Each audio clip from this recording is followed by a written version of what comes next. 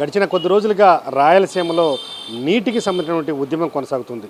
ఈరోజు కూడా పోతిరెడ్డిపాడు హెడ్ దగ్గర వైఎస్ఆర్ కాంగ్రెస్ పార్టీ ప్రజా సంఘాల ఆధ్వర్యంలో ఆందోళన కొనసాగుతుంది. రాయలసీమకు అన్యాయం జరుగుతుంది అనే అంశం మీద అసలు శ్రీశైలంలో వాటర్ ఏమవుతుంది, పోతిరెడ్డిపాడికి రావాల్సిన వాటర్ వస్తుందా రాలేదా, తెలంగాణ ఎంత వాటర్ తీసుకుంటుంది, ఆంధ్రప్రదేశ్కి దిగువకు వస్తుందా లేదా, అసలు ఈ అంశం మీద మనతో మాట్లాడడానికి రాయలసీమ మేధావుల ఫోరం కన్వీనర్ పురుషోత్తం రెడ్డి గారు ఉన్నారు. ఆయనతో మాట్లాడే ప్రయత్నం చేద్దాం. సార్ చెప్పండి, మీరు చూసుండొచ్చు, మీరు కూడా ఆ ఉద్యమానికి సంబంధించి భాగస్వాములు అయి ఉన్నట్టుగా ఉన్నది.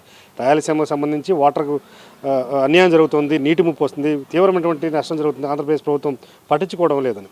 అసలు నిజంగా శ్రీశైలంలో వాటర్ ఉంటే పోతిరెడ్డిపాడు హెడ్ రెగ్యులేటర్కి ఇస్తున్నారా, లేకపోతే ఏ కారణం చేత ఈ రోజున రాయలసీమకు అన్యాయం జరుగుతుంది? రాయలసీమ నీటి ప్రాజెక్టులకు కానీ ప్రకాశం జిల్లాలో వెలుగొండ ప్రాజెక్టుకి కానీ మూలం శ్రీశైలం. శ్రీశైలం ప్రాజెక్టులో నీటి నిల్వ ఎంత ఉంటే అటు రాయలసీమకు, నెల్లూరుకు, ప్రకాశంకు సఫిషియెంట్ వాటర్ తీసుకోవచ్చు. అన్ని ప్రాజెక్టులు గేట్లు ఎత్తేసి నీళ్ళు తీసుకుంటే ఈ ప్రాంత దురదృష్టం, గేట్లు మూసేసి వెనక నుంచి తీసుకోవాలి. ఇట్లాంటి పరిస్థితి ఉన్న రాష్ట్రంలో ఆంధ్రప్రదేశ్ ప్రభుత్వం చాలా జాగ్రత్తగా నిర్ణయాలు తీసుకోవాలి. రెండో సమస్య ఏమొచ్చింది, ఎలినియో వచ్చింది. దీంతో ఈసారి వర్షాలే పడవు అనే పరిస్థితి. ఇప్పుడు వచ్చినటువంటి శ్రీశైలం వాటర్ కూడా మన ప్రాంతంలో కురిసిన వర్షం కాదు, పై ప్రాంతంలో కురిసిన వర్షంతో వచ్చాయి.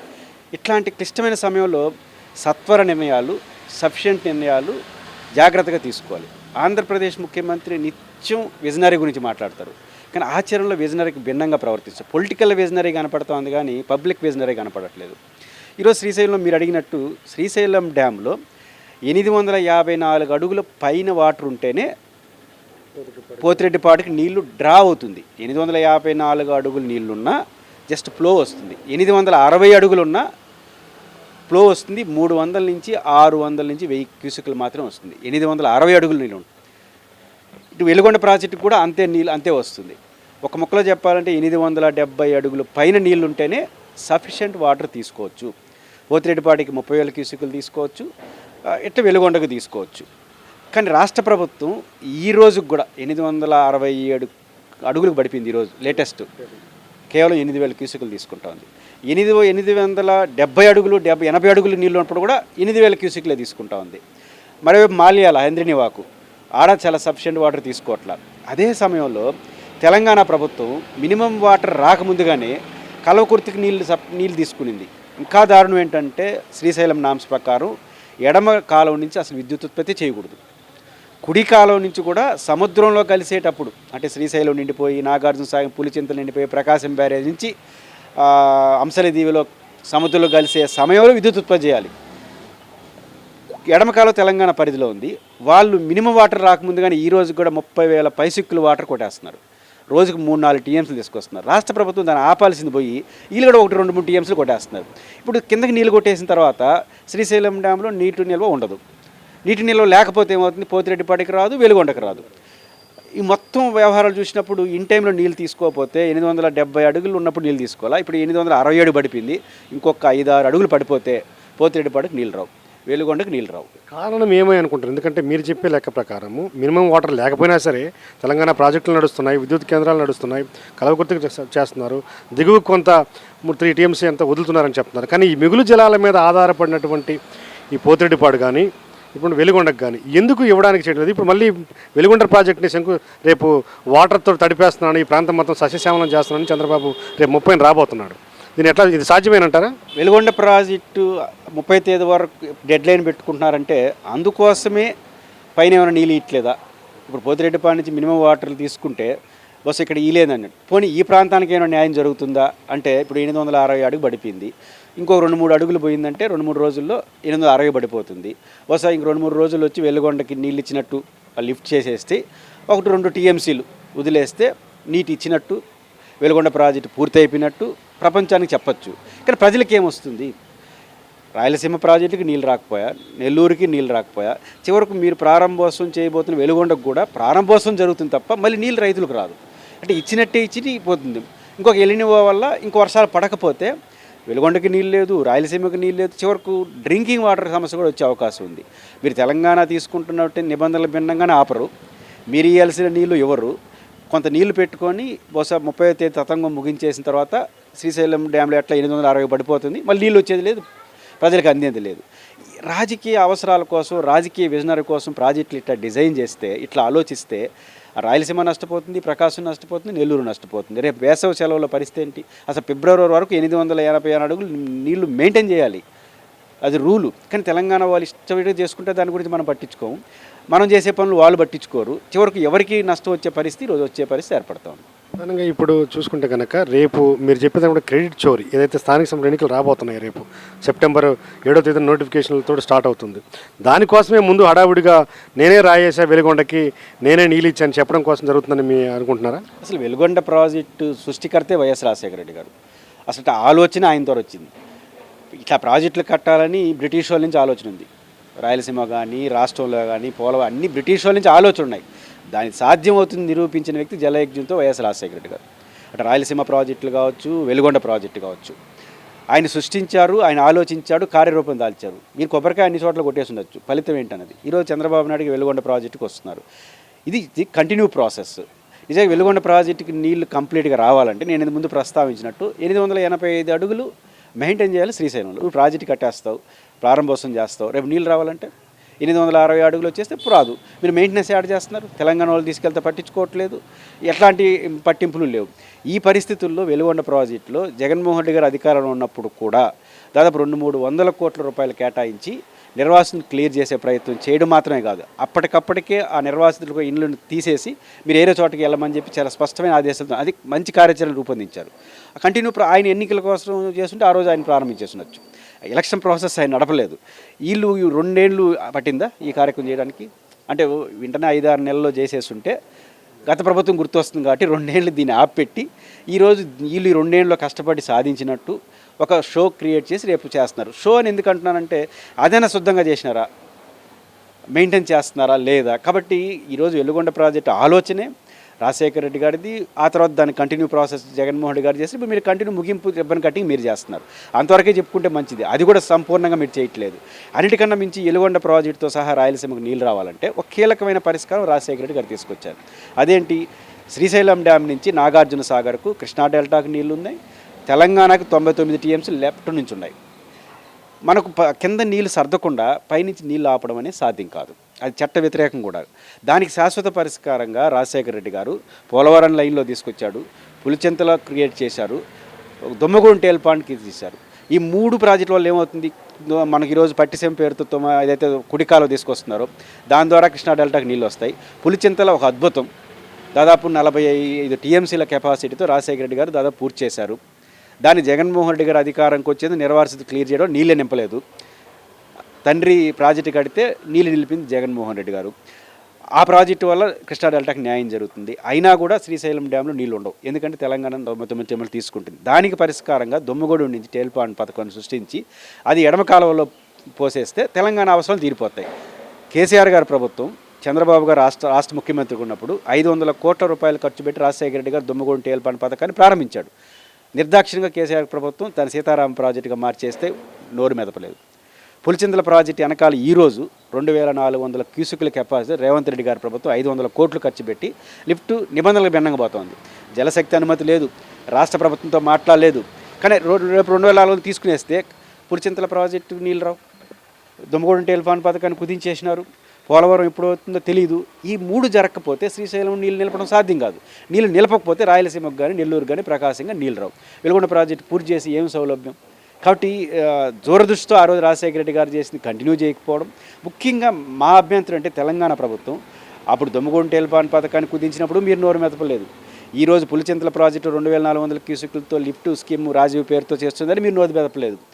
లేటెస్ట్గా శ్రీశైలం డ్యాంలో మినిమం వాటర్ లెవెల్ రాకముందుగానే కల్వకుర్తి నుంచి తీసుకుంటారు, ఈరోజు లెఫ్ట్ బ్రాంచ్ నుంచి కరెంట్ ఉత్పత్తి చేస్తున్నారు. నోరు మీద ఎందుకో తెలంగాణ ప్రభుత్వం ఏమి చేసినా ఆంధ్రప్రదేశ్ ప్రభుత్వం పట్టించుకోలేదు. లేటెస్ట్గా తుంగభద్ర నీళ్ళు కర్నూలుకు వస్తూ ఉంటే కర్ణాటక రైతులు ఈ ఎలినో వాళ్ళ నీళ్ళు రావని మనకు కేటాయించిన నీళ్ళు కూడా లాపేస్తున్నారు. దాన్ని అభ్యంతరం చెప్పండి. ఇంతవరకు తుంగభద్రకి ఇంటింటి పెట్టలేదు, మాకు ఇంత వాటర్ కావాలని. ఇట్లా నిర్లక్ష్యం చేయడం వల్ల తుంగభద్రను కానికుండా చేసి కృష్ణాని కానికుండా చేస్తే రాయలసీమ, నెల్లూరు, ప్రకాశం పరిస్థితి ఏమవుతుంది?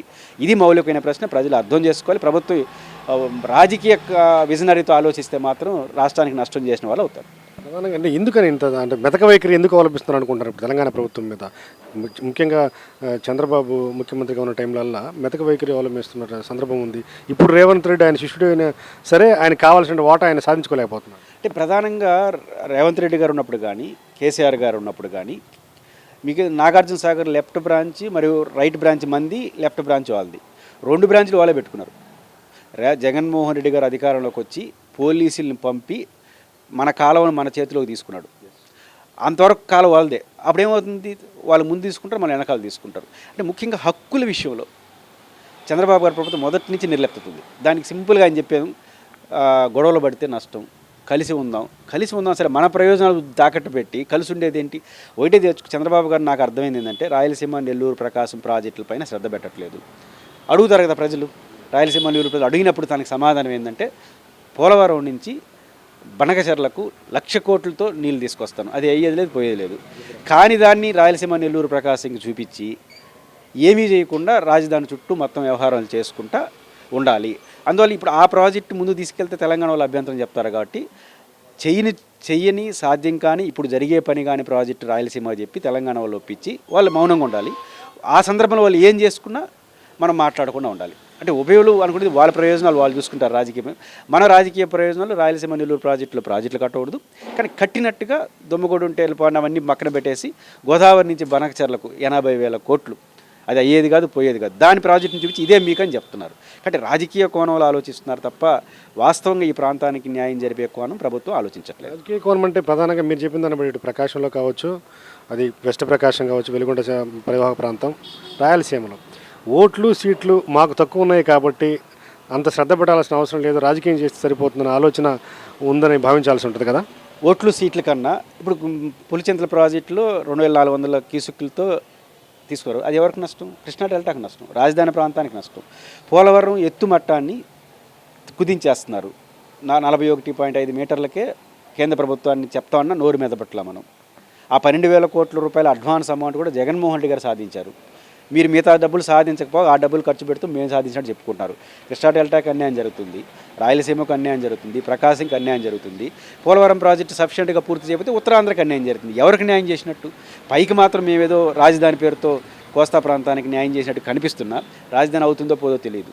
రాజధాని అనేది ఒక చూపించేసి మొత్తం రాష్ట్రానికంతా ఇదే సర్వస్వం అని మాట్లాడడం ద్వారా ఏ ప్రాంతానికి న్యాయం జరుగుతుంది? పైకి మాత్రం అట్లా కనిపిస్తుంది, ఏదో రాయలసీమకు అన్యాయం చేస్తున్నారు, వాళ్ళకి ఏ ప్రాంతానికి అన్యాయం లేదు. నీటి ప్రాజెక్టుల విషయంలో ఈ ప్రభుత్వానికి దూరదృష్టి లేదు, పొలిటికల్ దృష్టి తప్ప ప్రాంత దృష్టి అయితే కనపడలేదు. ఫైనల్గా ఒక విషయం చెప్పండి. ఇప్పుడు రేపు చంద్రబాబు వచ్చి వెలుగొండకి సంబంధించి నీళ్ళు ఇస్తున్నామని చెప్తున్నారు. మీరు చెప్పే లెక్క ప్రకారం 878 అడుగుల నుంచి 67 పడిపోయింది. అంటే వారం రోజుల్లోనే 10 అడుగులు పడిపోయింది. వీళ్ళు ఇప్పుడు వచ్చే గవర్నమెంట్ వదిలే వాటరు వెలిగొండలేకి డెడ్ స్టోరేజ్ కన్నా వచ్చే అవకాశం ఉందా, లేకపోతే పంట కాలాలకు కూడా వచ్చే అవకాశం ఉందా? మీరు ఎలా భావిస్తున్నారు? ఇప్పుడు గండికోటే రేపు వెలుగొండ అవుతుంది. గండికోట రిజర్వాయర్కి 27 టీఎంసీలు రాజశేఖర రెడ్డి గారి కాలంలో పూర్తి అయిపోయింది, నిర్వాసితులు క్లియర్ చేయాలి. మళ్ళీ వైఎస్ జగన్మోహన్ రెడ్డి అధికారానికి వచ్చిన తర్వాత 900 కోట్లు కేటాయించి 27 టీఎంసీలు నీళ్ళు పెట్టాడు గండికోటకి. చంద్రబాబు గారు ఏం చేశారో మీకు గుర్తుంటుంది అనుకుంటున్నాం. సతీష్ రెడ్డి గారు ఈరోజు వైఎస్ఆర్ కాంగ్రెస్ పార్టీ నాయకుడు ఉన్నారు. ఆ రోజు తెలుగుదేశంలో ఉండి నిరాహార దీక్ష చేస్తే పులివెందులకు నీళ్ళు ఇవ్వాలనే పేరుతో జస్ట్ 1.5 టీఎంసీ నీళ్ళు పెట్టేట్టుగా 45-50 కోట్ల రూపాయలు కేటాయించేసి మమ అనిపించేశారు. చివరికి పులివెందులకు కూడా న్యాయం జరగల. అదే జరుగుతుంది రేపు వెలుగొండలో కూడా. అంటే పూర్తి స్థాయి 2 జరగాలి వెలుగొండకి. కనీసం గండికోటకి నిర్వాసితులు క్లియర్ చేస్తే 20 టీఎంసీలు పెట్టచ్చు. కానీ వెలుగొండకి న్యాయాలంటే వీటి నిర్వాసితులు క్లియర్ చేయాలి. ఇప్పుడు 450 కోట్లు కేటాయించి ప్రకటించారు. వాళ్ళు క్లియర్ చేయకుండా నీళ్ళు ఎట్ట పెడతాం? అదొక సమస్య. వాళ్ళకి తెలుసు ఎంత నీళ్ళు వస్తాయని. పూర్తి స్థాయి నీళ్ళు రావు కాబట్టి పెద్ద షో కార్యక్రమం కూడా చేసుకోవచ్చు. వీటి నిర్వాసితులు క్లియర్ చేయాలి. రెండోది శ్రీశైలం డ్యాంలో 885 అడుగులు నీరు మెయింటైన్ చేస్తేనే ప్రాజెక్టు పూర్తయిన నీళ్ళు వస్తాయి. కానీ ఆ మౌలికమైన విషయాన్ని పరిష్కరించకుండా ఇక్కడ ప్రాజెక్టు పూర్తి చేసినా ఆ రోజు గండికోటకు అయిందే, ఈరోజు రేపు వెలుగొండకు కూడా అవుతుందనే విషయం ప్రజలు గమనించాలి. 11 విలేజెస్ అయితే ఉన్నాయో నిర్వాసిత గ్రామాలు బలవంతంగా పంపించేస్తున్నారు. డబ్బులు ఇంకా పూర్తి స్థాయిలో వాళ్ళకి R&R ప్యాకేజ్ పడలేదు అని చెప్పేసి ఆందోళన జరుగుతూ ఉంది. దీనిపైన ఎందుకు ఇంత అర్థం? ఎందుకంటే వాళ్ళు ఒక 6 నెలలు టైం అడుగుతున్నారు. అట్లీస్ట్ మధ్య మార్గం ఒక 3 నెలల టైం ఇవ్వండి అని చెప్పి చెప్తున్నారు. కానీ ప్రభుత్వం పట్టించుకోవడం లేదు. ఇప్పుడు ఇంత హడావుడికి ఎందుకు చేయాలి? మీరు 6 నెలల ముందు ఈ డబ్బులు కేటాయించుంటే సరిపోయింది కదా. ఇప్పుడు జగన్మోహన్ రెడ్డి గారు 250 కోట్లు 300 కోట్లు కేటాయించి కొంత క్లియర్ చేసినాడు. శంకుస్థాపన ప్రారంభోత్సవం కోసం క్లియర్ చేయాలి. ఆయన 250 కోట్ల రూపాయలు కేటాయించి నిర్వాసితులు క్లియర్ చేసే సీరియస్గా ప్రయత్నం చేశాడు. ఇప్పుడు కార్యక్రమం కోసం కార్యక్రమం మారిపోయింది. 450 కోట్లు కేటాయించన్నారు, ఇంతవరకు రాలా. మన ఎమ్మెల్యే గారు నారాయణ రెడ్డి గారిని కూడా అడ్డుకున్నారు. ఇప్పుడు ఒంగోలులో రైతులు అంటుంటే మాకు కేటాయించినట్టు మీరు టీవీలో మాట్లాడుతున్నారు, మా జోబులోకి ఏం రావట్లేదని. రేపు జోబులోకి వస్తాయో రావో తెలియదు. ఇప్పుడు 867 అడుగులు ఉన్నాయి, ఇంకో 4-5 అడుగులు పడిపోతే జస్ట్ ఫ్లో వస్తుంది. నిర్వాసితులు క్లియర్ చేయకుండా కూడా మామ అనిపించేస్తారా అనే డౌట్ ఉంది. కాబట్టి నిర్వాసితులు క్లియర్ చేసి ఆ తర్వాత వెళితే బాగుంటుంది. ఇప్పుడు ఎలక్షన్ కూడా లేవు, ఎందుకు తొందరపడుతుందో తెలియదు. బహుశా లోకల్ బాడీ ఎన్నికల కోసం దీని ఏమైనా వాడుకుంటారా, అంత అమాయకుల ప్రకాశం జిల్లా ప్రజలు అనేది ప్రభుత్వం ఆలోచిస్తే మంచిది. ఇట్లాంటి ఎన్నికల అవసరాల కోసం కార్యక్రమాలు, శంకుస్థాపనలు, ప్రారంభోత్సవాలు చేస్తే మీకు ఏమైనా రాజకీయ ప్రయోజనం అలగచ్చు, జరగకపోవచ్చు, కానీ రాష్ట్ర ప్రయోజనాలు మాత్రం ఉండవు. Thank you sir. ఇది పురుషోత్తమ రెడ్డి గారు చెప్తున్నారు. చిత్తశుద్ధితో ప్రజలకు, రైతులకి పనిచేస్తే వాటర్ విషయంలో న్యాయం జరుగుతుంది తప్ప పొలిటికల్ రీజన్స్ తోటి, పొలిటికల్ మైలేజ్ కోసం చేస్తే ఖచ్చితంగా ఇటు రాయలసీమకు కావచ్చు, ప్రకాశం జిల్లా కావచ్చు, ఏదైతే వెలుగొండ ప్రాజెక్ట్ ఎంత అట్టహాసంగా ప్రారంభించినప్పటికీ న్యాయం జరుగుతుందన్న ఇది మనకి లేదు అని చెప్పి ఆయన చెప్తున్నారు. ఎందుకంటే ఇప్పుడు వచ్చే వాటరు ఆయన ప్రారంభించబోయేదానికి ఎన్ని వాటర్కి డౌన్ అవుతుందో కూడా చెప్పలేని పరిస్థితి. కాబట్టి కేవలం డెడ్ స్టోరేజ్ కూడా వస్తాయో లేదన్న అనుమానం కూడా ఉందని చెప్పి పురుషోత్తమ రెడ్డి గారు. ఏదైనా సరే చిత్తశుద్ధితో రాయలసీమకు కానీ ప్రకాశం జిల్లాకి న్యాయం జరగాల్సిన అవసరం ఉందని డిమాండ్ చేస్తున్నారు. వీడియో జర్నలిస్ట్ కరీంతో శ్రీనివాస్, సాక్షి టీవీ, ఒంగోలు. మరిన్ని అప్డేట్స్ కోసం ఛానల్ను సబ్స్క్రైబ్ చేయండి. నోటిఫికేషన్స్ కోసం బెల్ ఐకాన్ పై క్లిక్ చేయండి.